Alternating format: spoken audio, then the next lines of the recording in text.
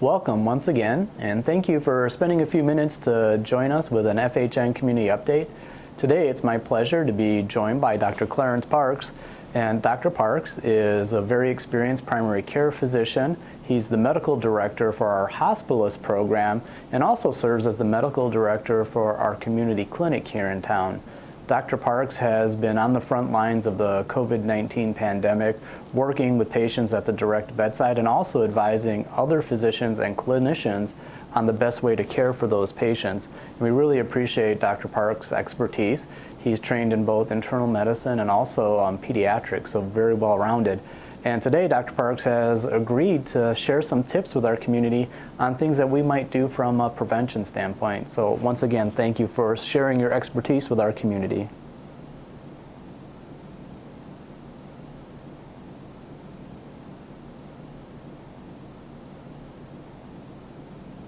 So the immune system is a large collection of factors, cells, hormones, and organs that make up our host defense to really prevent and or mitigate illnesses from infections, be it viral, bacterial, or fungal, etc. So it's important that we do all that we can to maintain a healthy immune system. Now, when we talk about immunity, immunity imparts a subset of aspects from our immune system, and immunity can be long-lasting or short-lasting. So those are some things to keep in mind, but overall, the centralizing theme is that we maintain a healthy setup for our immune system.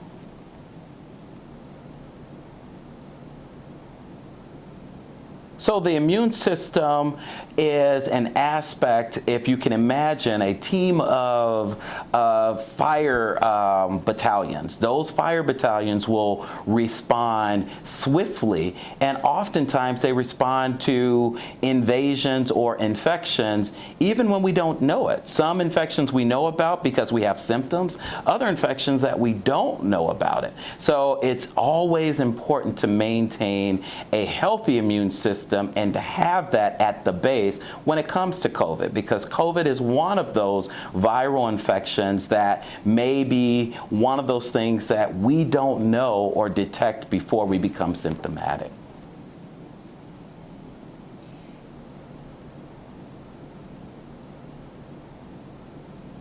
So the immune system can vary from person to person. So there are several different factors. What I like to say that there are modifiable factors and there are some non-modifiable factors. For instance, non-modifiable factors include age. As we get older, our immune system becomes less efficient and it becomes less responsive to things in a more efficient way. So we need to keep that in mind. In addition to that, other non-modifiable factors include genetics. So there are some genetic disorders which impair the body's host response or host defense against infection.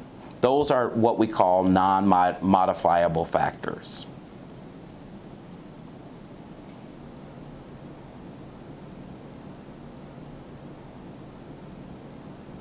So there are a variety of things that can be done. We talk about health and a wealth of information that may be out there. We talk about things that we call modifiable factors. Those are maintaining a healthy diet, maintaining physical activity, and also doing all that we can in terms of getting a healthy balance for sleep. For various reasons, those things have a direct impact on how healthy our immune system is.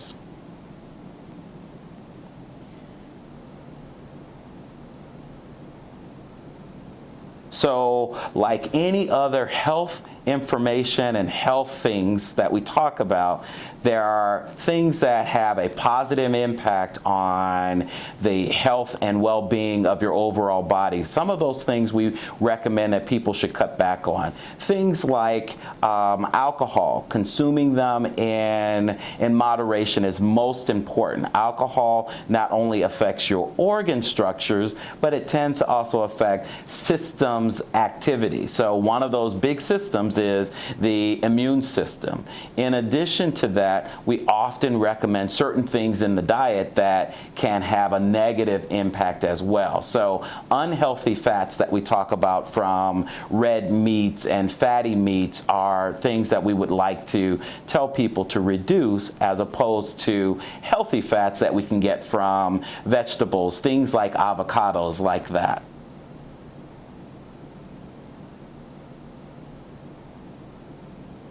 Exercise is one of the healthiest things that we can do, not only for muscle activity, but exercise in its sense releases endorphins. So those endorphins are what we call healthy hormones that have a direct impact on your host immunity.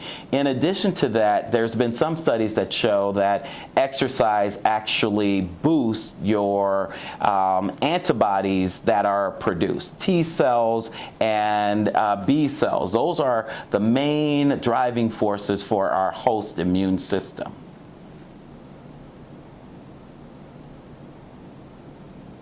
So like exercise then produces good hormones. Stress is one of those hormones or stress can produce a stress hormone. The biggest one is the cortisol or cortisone.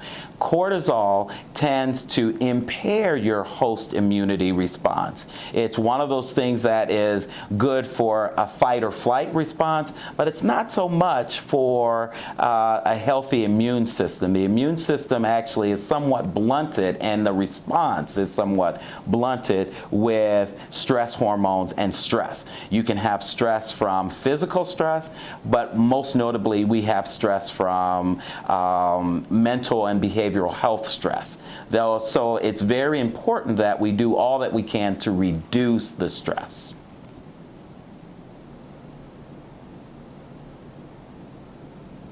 Sleep is important for the various reasons. As we talked about, physical activity is important for the good hormones, and stress produces bad hormones. But sleep is one of those things that is very important because your body actually regenerates during sleep. It's one of the big motivating factors we talked about the antibody response, as well as your B cell and T cells. Those get regenerated during sleep. So it's very, very important that we maintain a healthy sleep structure at all possible, because that's a benefit not only to the body, but it's a benefit for your immune system.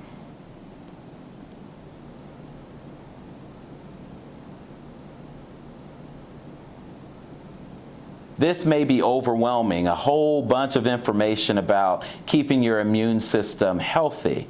But one of the things that I encourage you is to start somewhere. If some people may decide that they want to start with physical activity, a healthy walk for 15 to 20 minutes every single day tends to do all of those things that we talked about in terms of having the endorphins and the good hormones and regenerating that. For other people, they may want to work on diet. So increasing diet supplements or things from fresh fruits, berries, avocados, things of that sort may be one of those things that you may start with. And then others, they may start by making a regular schedule to maintain sleep. So in essence, I encourage everyone to start somewhere. Consider your source for information, and then just start by making that commitment to yourself.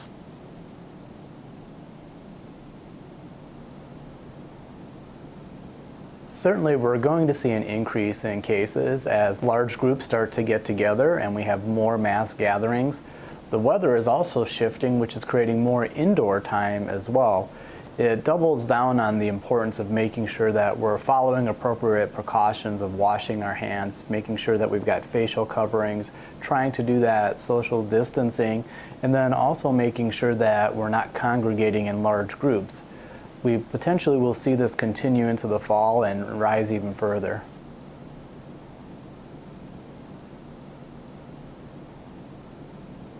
COVID-19 is very serious, and I've had conversations with community members that didn't quite connect to that level of seriousness. And I think a lot of that has to do with really not understanding that this isn't just about a respiratory virus. We're still learning about the long-term implications that this disease may have on other organ systems, or how it may attack different immune functions into the future after the initial respiratory symptoms have been resolved.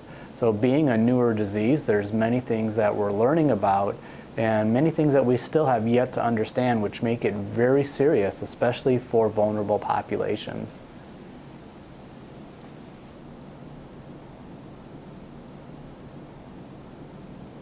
I think one of the challenges is that we're all getting a little fatigued about hearing about COVID-19.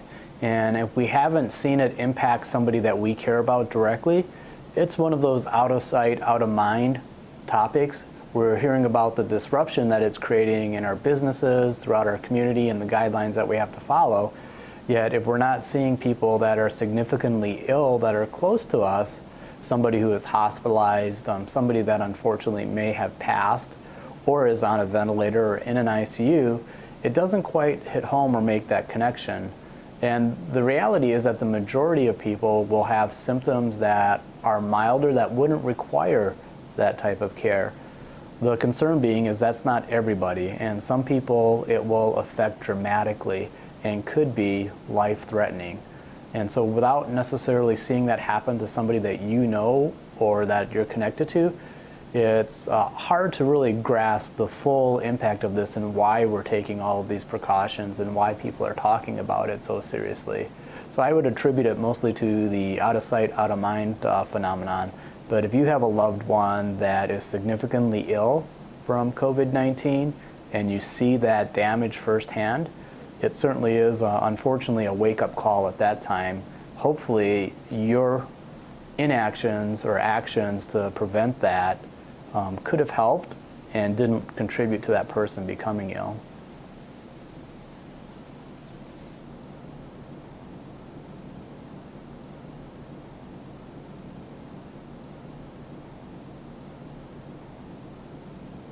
That rationale really rolls into herd immunity, or people are talking about the more people that have this, the greater the protections that society will have.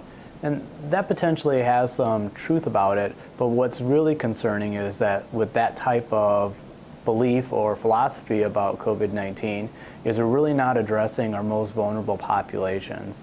That with everybody getting this and everybody spreading it, the potential for really adverse outcomes up to and including death are going to increase, especially with people that have multiple complications or systems or conditions that would only become significantly worse as this gets wider spread. One of the other problems is that some people will not develop immunity at all when we say everybody will get this. When we talk about everybody getting this, that's not necessarily accurate. Generally, it's a statement that for somebody to do that, that creates a lot more damage than it does with benefit from there. So that's a dangerous philosophy to take, is everybody will get that, because one, it's not true. Two, it's exactly what we're trying to avoid, because if everybody's getting it, the people that are very vulnerable, that includes them as well. And they're going to have a much worse outcome than naturally healthy people.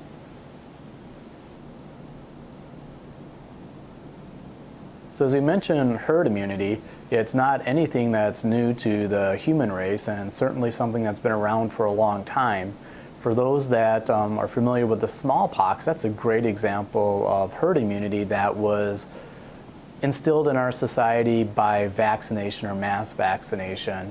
Also, herd immunity can be developed by the natural immune response, by people getting sick, and their immune systems after exposure to these type of viruses will start to develop a natural immunity of some sort or some level. While that sounds very good, herd immunity isn't always as effective as people presume, especially when it comes to COVID-19 or the coronavirus. One of the things that we do know is that it's very new, and that creates some anxiety because we don't know how it's going to react. Just like the flu, there is a time that a vaccine and even some exposure will develop a certain level of immunity, but only for a certain period of time. In cases like the flu, that's only for a couple of months. We really don't know how much immunity would be developed with herd immunity where it comes to COVID-19, whether that would be a matter of weeks, a matter of months, unlikely a matter of years. And we are starting to see cases of people having COVID-19 more than once or recurring. So the presumption that if you get it once that you're not going to get it again, that has yet to be really validated, and there are some exceptions to it. In addition, within our society, there are people that don't have the ability to build a natural immunity. And so our herd immunity wouldn't help them, and in fact, it becomes a greater risk. Because this is new, our systems as human beings, we haven't been exposed to this before. So unlike many other viruses that occur naturally and in the environment or have been around for a number of years, we've had a chance to develop a certain level of immunity with that. Being new, we haven't had that, so even the time to develop a herd immunity is going to take longer. It's a challenge for us, but we shouldn't rest on being assured that if everybody got this or we developed this large herd immunity, that it's still not something we have to take seriously or be able to deal with. In fact, it may be something that we're dealing with for a number of years, just like we have with influenza or the flu.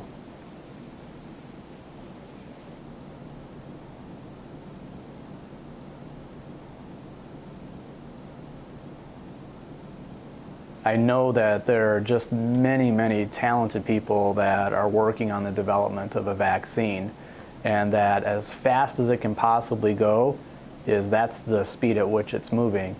With that, we should also show some restraint or caution, because we need to make sure that we've got time to truly test these vaccines over a period of time for any potential adverse outcomes that they may result in. So one of the things is that we certainly don't want to try and find a treatment that is worse than the disease, or we don't want a cure that's worse than the disease itself or has some long-lasting implications that we didn't intend. And so when we're rushing through vaccine development, that's always going to be a concern, and it's going to take time. Even as the vaccines are developed and proven to be clinically effective, we have to think about how do we get those vaccines or the amount of that vaccine out to the mass population or the general public. So once a vaccine is developed, and I have good confidence that it's only a matter of time, but then there's also the distribution of that vaccine. How long is it going to take to get mass produced? How long is it going to take to actually be able to distribute that to the greater population? How long is it going to take for people to feel comfortable getting a new vaccination or something that is new or they're unsure of? Those are a lot of questions that remain unanswered and would be a concern for us. So as we think about vaccines, even if something very viable was developed this fall, it's unlikely until mid next year that we would actually have it in our hands to be able to do widespread mass vaccinations, just because of the logistics that are surrounding that. I know that we're all looking for that quick development of vaccine, and we're hopeful for something that is highly effective, but more importantly, we want to make sure that it's also safe before we're doing mass vaccinations for our community.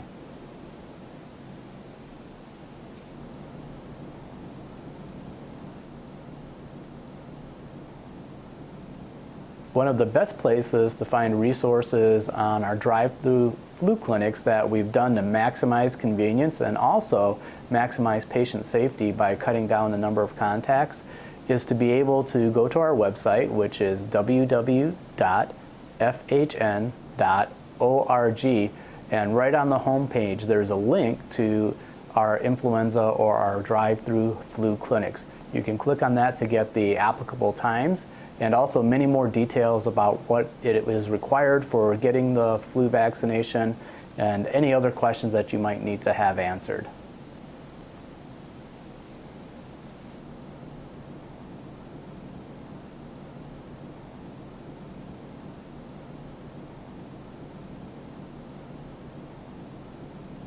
One of the things that I think is really important for us to think about as a community is not to dismiss the importance of getting your flu vaccinations. So one of the things that we'd like to do as an added bonus is to provide people with a free FHN mask if they attend one of our drive-through flu clinics, and we're hoping that by minimizing or squashing the flu bug, that we can help minimize the chances of a twindemic or having to deal with a mass outbreak of influenza as well as coronavirus. So we want to be able to manage that. So as we pay close attention to preventing spread of COVID-19 by all of those appropriate measures and guidelines we have in place, we also want to keep ourselves healthy. Dr. Parks talked a lot about things that we can do as community members to help strengthen our immune system, and I would encourage people to do that. I would also encourage people to think about others, not only themselves. Again, you may be a healthy person that really doesn't have as much of a concern, but think about a lot of the other people that may be vulnerable, and we want to be respectful of them by following where their comfort level is at, and also making sure we're doing all we can to protect others. So it allows us to enjoy many of the things that we have going on, but we want to enjoy those responsibly, and we want to enjoy those as safely as possible so we can really get this under control and avoid more spikes or larger increases of COVID-19 throughout our community by just improving our overall health and wellness. Another opportunity that I'd like to make our community aware of is that the Stephenson County Health Department has partnered with the state of Illinois to do free testing for COVID-19. So the state will have a mobile testing site that will be set up on Monday, September 21st through Wednesday, September 23rd, and from 9 a.m. to 5 p.m. we'll be providing this free screening, this free testing. It may take a little time to get the results, but everybody is welcome. You will need to follow the appropriate guidelines, like making sure that you're wearing a mask on site and bringing a valid ID to verify your identification.